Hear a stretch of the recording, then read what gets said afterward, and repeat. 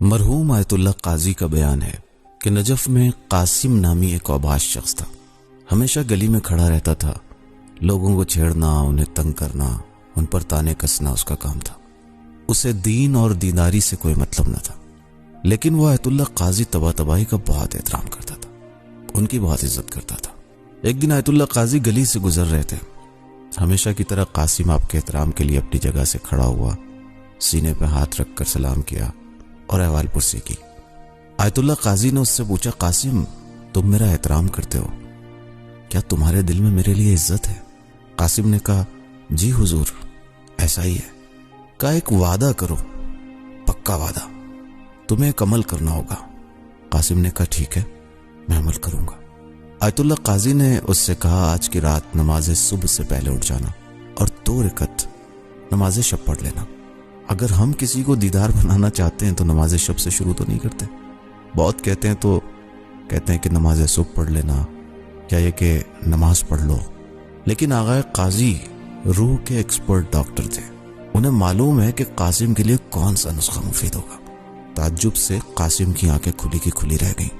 قاسم نے کہا، میں تو نماز صبح بھی نہیں جانتا، آپ کہہ رہے ہیں کہ نماز شب پڑھنا ہے۔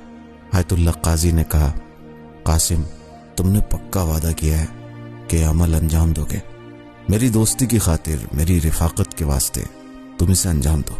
تم ارادہ کر لو، جس وقت چاہو گے اسی وقت جاگ جاؤ گے۔ قاسم نے کہا، ٹھیک ہے آقا۔ قاسم گھر چلا گیا اور رات کے ایک خاص وقت میں اٹھنے کا اس نے ارادہ کر لیا۔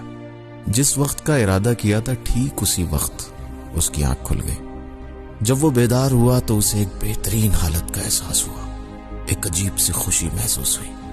بعض لوگ اٹھتے تو ہیں لیکن تھکن اور عجیب سی کیفیت ہوتی ہے، نیند میں ہوتے ہیں۔ قاسم اپنے بستر سے اٹھ کر وضو کے لیے گھر کے صحن میں جانا چاہتا تھا۔ اسی حال میں وہ وضو کے لیے آستینوں کو اوپر کر رہا تھا، اچانک اسے شرمندگی محسوس ہوئی، اللہ سے شرمندگی۔